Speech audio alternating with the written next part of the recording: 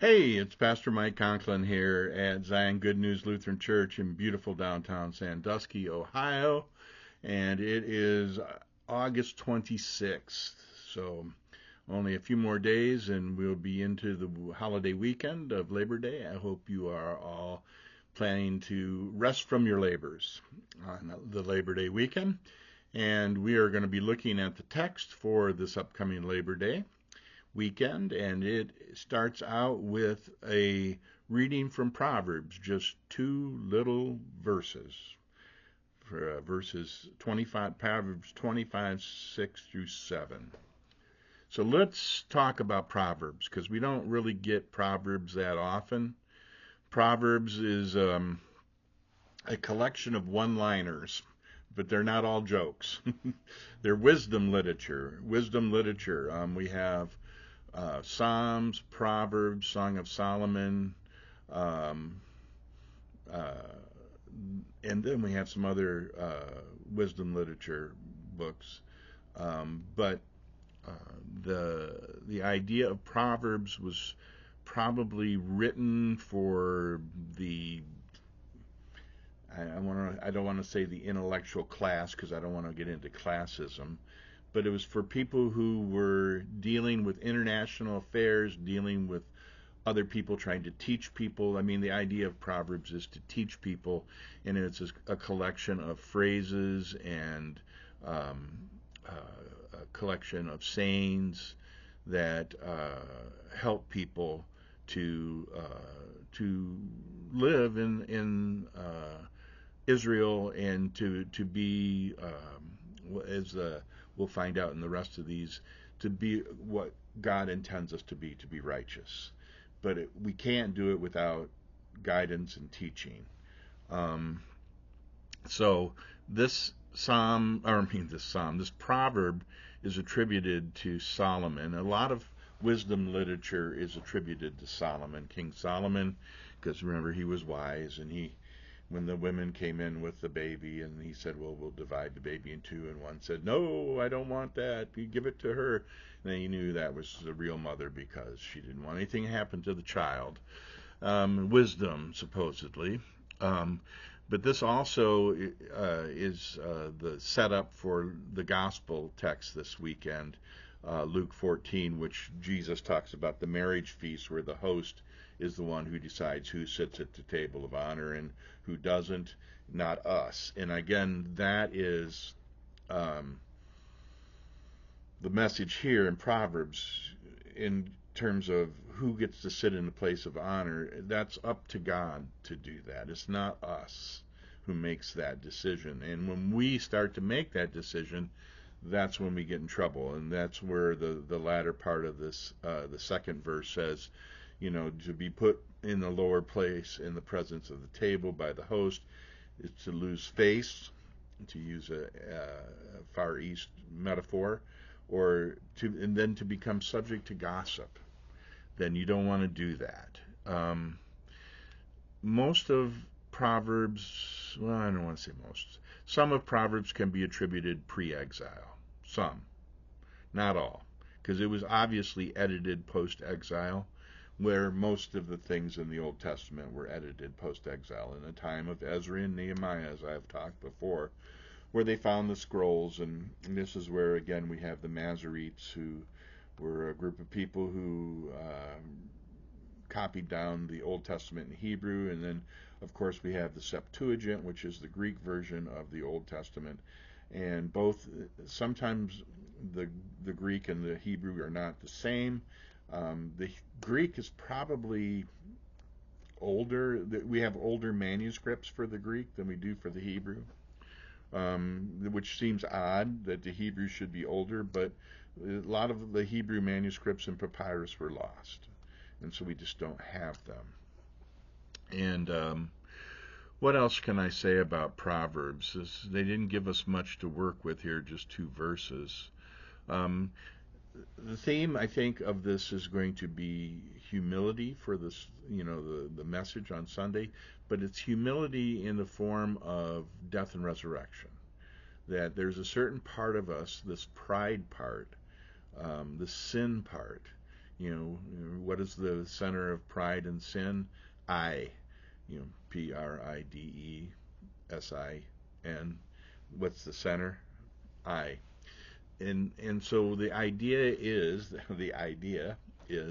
that we need God to help us to be humble and to make us righteous. We can't do it on our own because we will make the wrong decision. So when we do something that is considered righteous, we just didn't get lucky. We were being faithful and we were being part of God's people. So let's read Proverbs 25, 6 and 7a. Do not put yourself forward in the king's presence, or stand in the place of the great. For it is better to be told, come up here, than to be put lower in the presence of a noble. Again, this seems like it's directed towards international affairs. So when you come to another country and another king, don't stand in the place of the great, stand in a lower. It's better for the king to raise you up than to put you down. Same sort of thing with Jesus. Jesus raises us up from our lowly state of sinfulness. And we cannot ever forget that it is not us who pull ourselves up by our bootstraps and can do that. It is basically the Lord who we are dependent on. All right. That's it. Let's look at Hebrews. Hebrews, let mutual affection continue. That is actually, the word is from the root word phileo, to have like brotherly affection, Philadelphia, brotherly love. Let mutual affection continue. This section of Hebrews seems to be just another collection of one-liners, so it kind of fits in with the Proverbs text because it just seems like it's just one-liner after another here. But the question is being answered, I suppose, is what does this life look like for a Christian? And so the writer of Hebrews, which we're really not sure, like I said, could be James. Some people attribute it to Paul, but it doesn't really read like Paul. So, but again, the writer is trying to answer, because this is the concluding exhortations of this, because this Hebrews, this is the last chapter, so they're winding down. So everything he didn't say or she didn't say is being said now. So the question, imagine the question being asked is, what does this life look like for us as Christians? Boom, here's what it looks like. It really seems to focus around the completion of heaven and earth coming together, the telestia, or the teleos, the completion. And that's how we talk about heaven and earth coming together. Remember, the idea is not that we go flying off to heaven and leave this place behind. Heaven comes to here and repairs and fixes the earth and all of us in it, and we are resurrected at that time, and that is the completion. So when things become complete. So a lot of times we don't know the answers to those, but as we read this, we get the idea that this is taking place in the end time. I was looking for a reference for that. I'm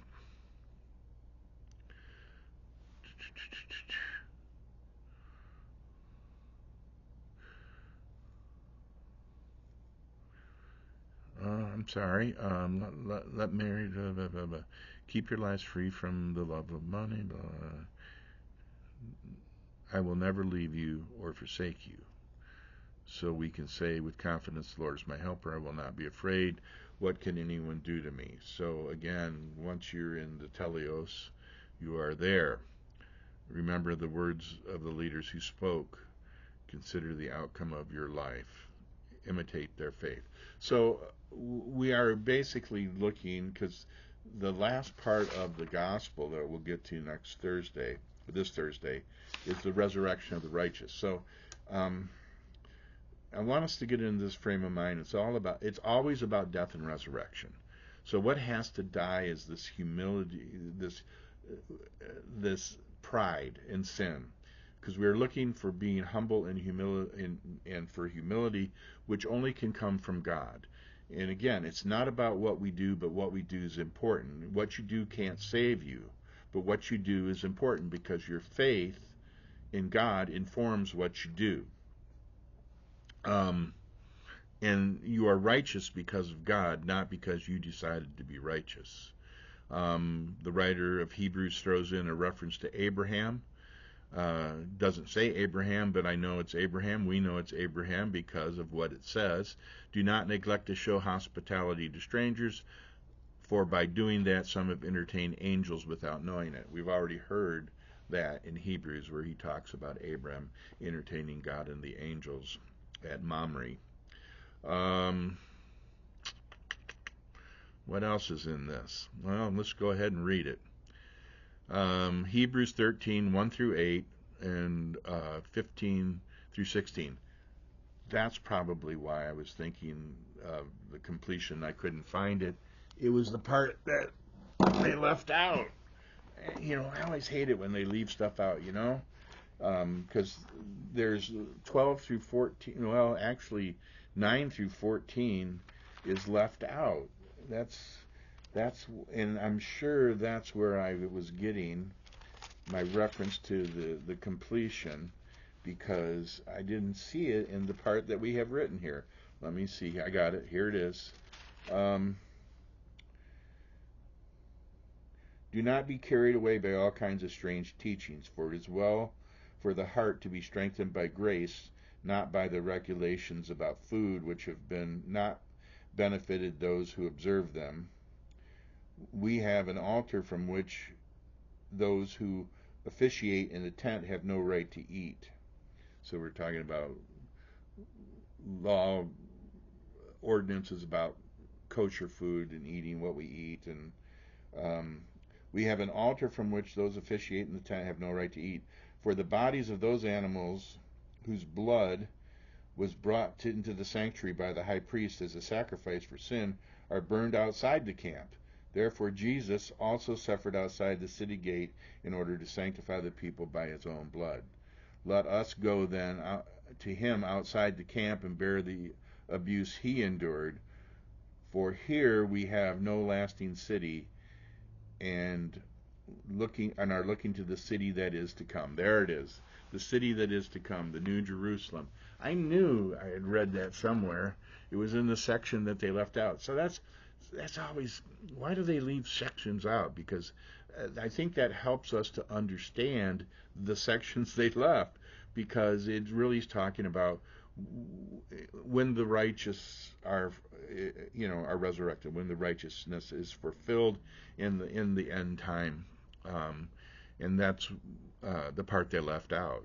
So all these one-liners don't really, there's just a bunch of one-liners. So Hebrews 1 through 8 and 15 through 16. Kind of remember what I just read. I'll tell you where it comes in. Let mutual affection continue. Do not neglect to show hospitality to strangers, for by doing that some have entertained angels without knowing it. Remember those who are in prison, as though you were in prison with them. Those who are being tortured, as though yourself were being tortured. Let marriage be held in honor by all, and let the marriage bed be kept undefiled. For God will judge the sexually immoral and adulterers. Keep yourselves free from the love of money, and be content with what you have, for he himself has said, I will never leave you or forsake you. So, again, thinking of the question, what does this life look like? This is what this life looks like. It's a description. It's declarative, not telling us what to do. It's telling us the way it is. For we can say with confidence, the Lord is my helper, I will not be afraid. What can anyone do to me? So putting our trust and hope in Jesus. Remember your leaders, those who spoke the word of God to you. Consider the outcome of their way of life and imitate their faith. Jesus is the same yesterday, today, and forever. We're not, but Jesus is. Through him, then, let us continually offer sacrifice of praise to God, that is, the fruit of the lips that confess his name. Do not neglect to do good and to share what you have, for such sacrifices are pleasing to God. So, again, what does the righteous look like? What does a righteous Christian look like? Which we will talk about when we talk about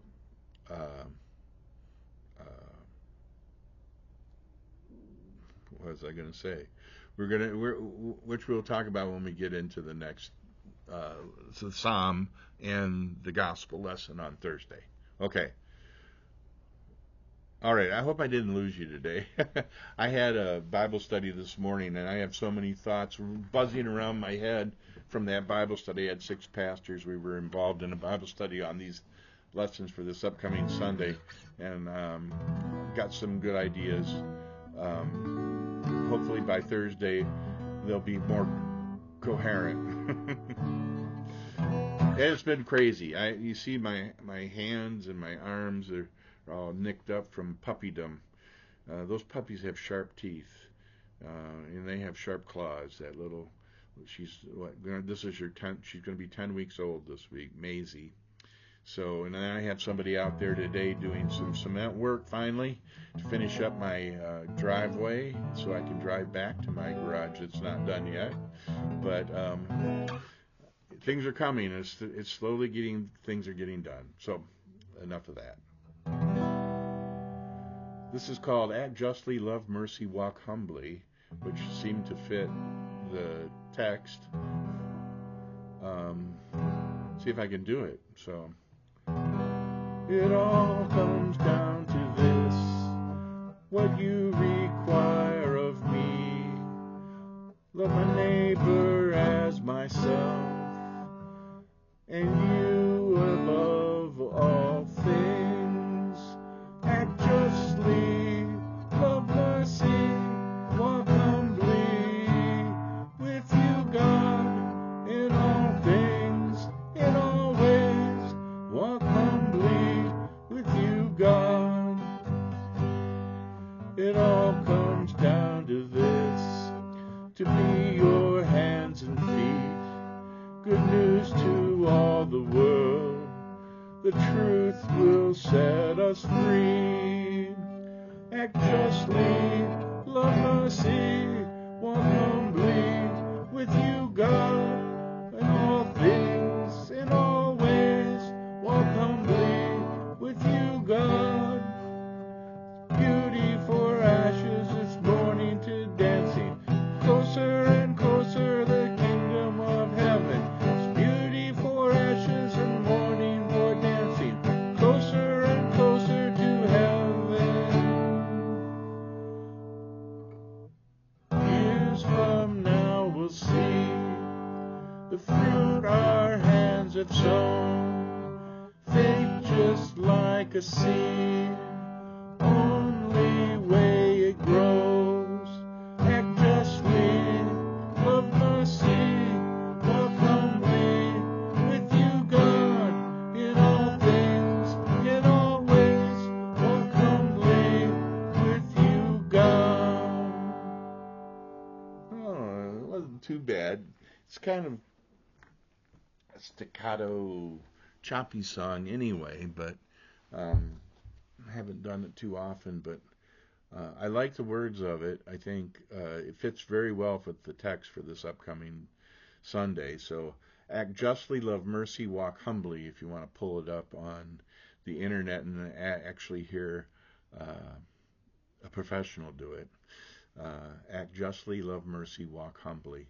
It's by Pat Barrett, Jason Ingram, and Chris Tomlin. So, if you want to know who did it, so I encourage you to pull it up and listen to it. Well, let's call it a day. Have a prayer. Gracious Lord, you are the source of goodness. You are the source of our goodness and the goodness that we do. Without you, we would be lost. We would have no one to tell us to come to the table and take our place with you.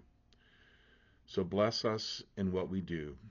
Help us to be informed by our faith, and to live a life worthy of your kingdom. Amen. All right. Well, that's it for today. So I hope you're enjoying the cooler weather and wherever you are. And we are in definitely a little cooler phase here. But they say it's going to get hot again. So until we meet again, peace.